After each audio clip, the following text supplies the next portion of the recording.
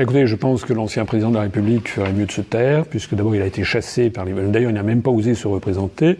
Il était tombé dans des abîmes d'impopularité, donc en fait, il devrait changer de métier, il devrait devenir, je sais pas moi, pizzaiolo, ou faire quelque chose comme ça, ou comique troupier, ça lui irait peut-être mieux. Voilà. C'est un véritable pouce au crime et pouce à la guerre que sont devenus non seulement M. Hollande, mais également les dirigeants européens.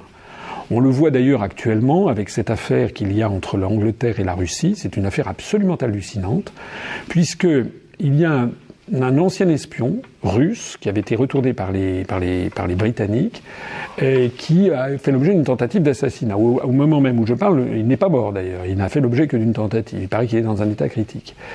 Ce monsieur a été échangé par la Russie, je crois, il y a à peu près 18 ans, c'est en 2000 ou 2001, contre des espions russes. Donc si les Russes l'ont relâché, c'est qu'il ne menaçait plus. Voilà que 18 ans après, d'un seul coup, on nous apprend que ce monsieur aurait fait l'objet d'une tentative d'assassinat. Mais pourquoi est-ce que Moscou aurait essayé d'assassiner ce monsieur au bout de 18 ans, 3 jours avant l'élection présidentielle russe, pour ternir l'image de la Russie au niveau planétaire, et 3 mois avant la Coupe du Monde de foot en Russie, au risque de créer un boycott général? Il y a un adage romain qui dit « qui prodet », à qui profite le crime. Je suis désolé, mais actuellement, si c'est la Russie qui est derrière, peut-être que c'est elle, j'en sais rien. Mais si c'est la Russie, elle serait vraiment dirigée par des gens qui seraient complètement délirants, puisque elle torpillerait ses propres intérêts.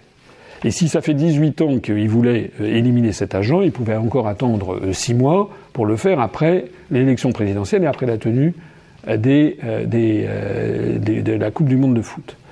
Donc, là-dedans, on devrait faire l'objet de la plus extrême prudence. Mais non, au mépris de tout ce que l'Occident a appris. C'est-à-dire que les gens sont présumés innocents, il faut vérifier auparavant les preuves matérielles. Là, nous avons affaire à quelque chose qui est produit il y a quelques jours, et la planète, le monde occidental est sommé d'acquiescer à l'idée que c'est la Russie qui a commis cette affaire.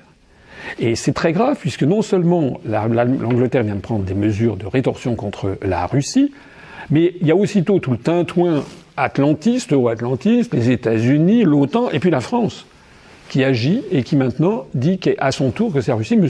Macron. D'ailleurs, je note sur la position française, c'est très intéressant ce qui vient de se passer, parce que pendant 2 jours, la France a montré sa solidarité avec le Royaume-Uni en disant que ce qui s'était passé n'était pas bien. Bon, tout le monde peut en convenir.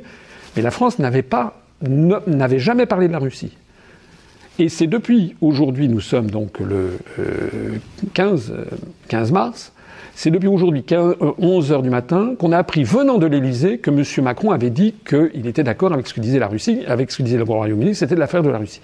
Moi qui connais un petit peu les arcanes du pouvoir, je peux vous dire que cela signifie très précisément que le Quai d'Orsay, les diplomates avaient dit « attention, attention, soyons très prudents avant d'incriminer qui que ce soit ».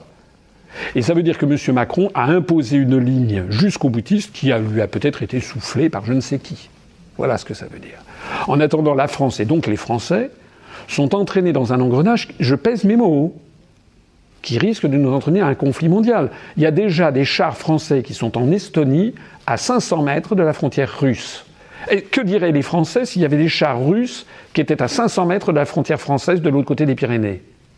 Monsieur Hollande est un criminel en puissance, Monsieur Macron aussi. Il faut que les Français se rendent compte que l'Europe nous mène à la guerre. C'est ce que j'ai déjà dit depuis un certain nombre d'années, c'est ce qui est en train de se confirmer, hélas.